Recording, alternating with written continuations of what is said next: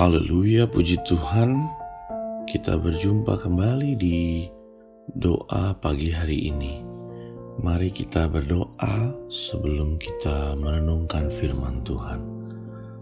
Tuhan Yesus, terima kasih buat pagi hari ini. Terima kasih buat tubuh yang sehat. Terima kasih buat penyertaan-Mu sepanjang malam hari ini. Sebentar kami akan merenungkan firman-Mu. Berbicaralah kepada kami, dan kami semua siap mendengarkan dan menjadi pelaku firman Tuhan. Di dalam nama Tuhan Yesus Kristus, haleluya, amin. Kita buka Alkitab kita di dalam Mazmur 4 ayat 5. Demikian firman Tuhan. Biarlah kamu marah, tetapi jangan berbuat dosa. Berkata-katalah dalam hatimu di tempat tidurmu, tetapi tetaplah diam. Puji Tuhan. Saudara, pagi hari ini kita mau belajar dari firman Tuhan tentang sikap kita pada waktu kita marah. Dalam kehidupan kita ada berbagai situasi dan kondisi yang menggiring kita untuk melampiaskan kemarahan terhadap berbagai hal yang menurut kita tidak seharusnya terjadi.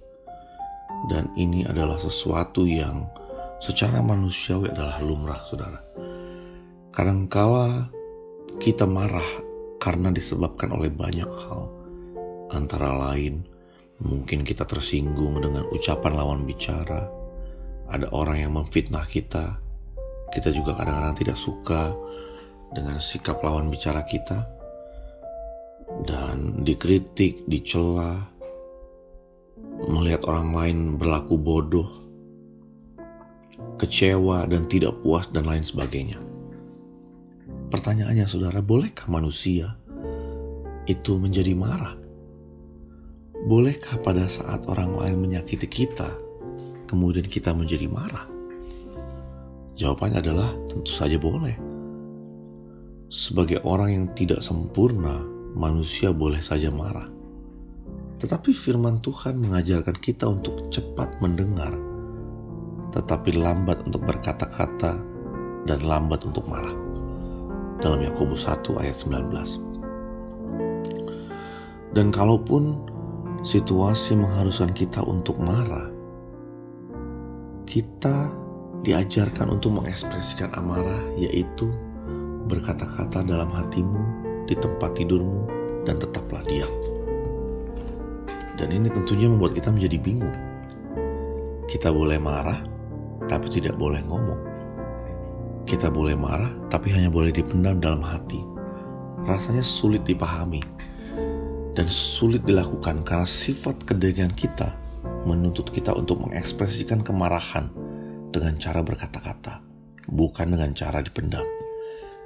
Karena kita semua mengetahui apabila kita memendam sesuatu dalam hati kita, suatu saat nanti itu akan menjadi sesuatu yang sangat sulit dikendalikan, menjadi sesuatu seperti bom waktu. Tapi Tuhan memahami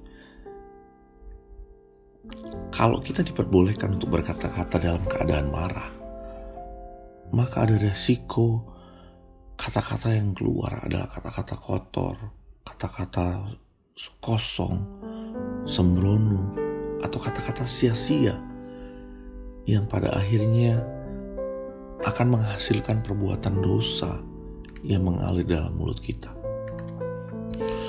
Untuk itu kita diajarkan untuk berkata-kata dalam keadaan marah, namun hanya boleh di dalam hati atau tidak terucapkan oleh mulut.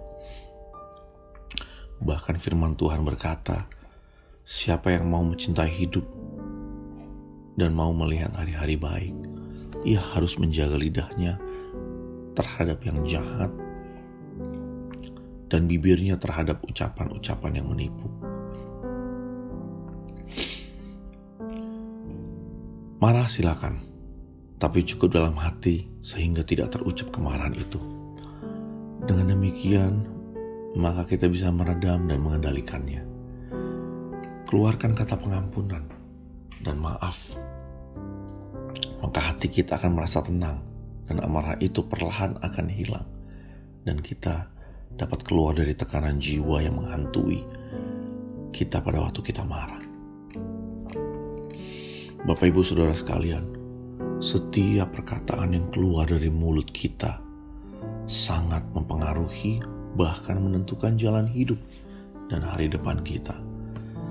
Firman Allah berkata dalam Amsal 18 ayat 21, hidup dan mati dikuasai lidah. Siapa suka menggemakannya akan makan buahnya. Ketika Anda membicarakan hal-hal yang bersifat pesimis, skeptis, tidak berpengharapan, maka ini akan mengganggu perjalanan hidup Anda, sehingga mengarah kepada situasi dan kondisi yang negatif. Sebaliknya, jika kita memperkatakan perkataan yang optimis, semangat, penuh pengharapan, maka hidup kita akan mengarah kepada hal-hal yang positif. Prinsipnya arah hidup kita akan mengikuti arah omongan kita, akan mengikuti cara berbicara kita. Untuk itu firman Tuhan berkata, jika ada orang berbicara, maka baiklah ia berbicara seperti orang yang menyampaikan firman Allah. Siapa memelihara mulut dan lidahnya, memelihara diri daripada hari kesukaran. Dan demikian saudara, marilah kita menjadi pribadi yang suka membicarakan kabar baik, yaitu Injil Kristus, yang memberkati orang lain karena perkataan yang menyenangkan seperti sarang madu, manis bagi hati dan obat bagi tulang-tulang, dalam Amsal 16 ayat 24. Saudara, kemarahan bisa jadi menjadi suatu dosa, dan bila diikuti akan berbuah dosa. Oleh sebab itu firman Allah mengajarkan kita untuk mengontrol, untuk mengendalikan sikap kita pada waktu kita marah. Bahkan Yesus saja pernah marah, saudara. Pada waktu Yesus melihat bait Allah dijadikan tempat untuk perdagangan, di situ Yesus marah. Tapi kemarahan Yesus itu tidak berbuah dosa. Yesus marah karena ada keperluan untuk dia menjadi marah. Dia melihat sesuatu yang tidak lazim dilakukan bangsa Israel pada waktu itu. Pagi hari ini saudara, dalam kita menghadapi hari-hari yang akan datang, marilah kita belajar untuk terus mengendalikan amarah kita. Mari kita ganti amarah kita dengan buah roh. Maka kita akan memperoleh sukacita yang penuh, karena Roh Kudus akan memenuhi hidup kita, dan kuasa Yesus akan memimpin kita ke jalan yang benar. Haleluya. Terima kasih. Pagi hari ini kita mau datang kepada Tuhan, dan kita mau berdoa kepada Tuhan. Kita mau serahkan hidup kita ke tangan Tuhan, dan kita percaya Tuhan akan menjadi penolong kita. Kita berdoa, Tuhan Yesus, terima kasih buat firman yang singkat. Terima kasih buat renungan firman Tuhan yang singkat yang sudah kami terima pagi hari ini. Biarlah ini menjadi bekal kami dalam melewati hari ini, bahkan hari-hari ke depan Tuhan. Walaupun situasi, keadaan di sekitar kami kadang-kadang tidak sesuai dengan apa yang kami mau, kadang-kadang mengecewakan, kadang-kadang menjengkelkan kami. Tapi kami mau belajar untuk mengendalikan amarah kami. Kami mau belajar untuk menahan diri, sehingga kata-kata yang keluar dari bibir mulut kami adalah perkataan yang membawa berkat, bukan perkataan sia-sia yang bisa membawa orang kepada kebinasaan. Terima kasih Tuhan. Terima kasih Tuhan Yesus, Engkau pimpin setiap aktivitas kami hari ini, dan kami mau berjalan bersama dengan Engkau untuk melewati hari ini Tuhan. Kami mohon tuntunan-Mu, kami mohon pimpinan-Mu menyertai umat Tuhan dimanapun kami semua berada. Apapun yang kami kerjakan Tuhan, kalau kami mengerjakan bersama Engkau, kalau Engkau berjalan di depan kami Tuhan, maka kami akan hidup sesuai dengan tuntunan dan rencana-Mu Tuhan. Terima kasih Tuhan Yesus.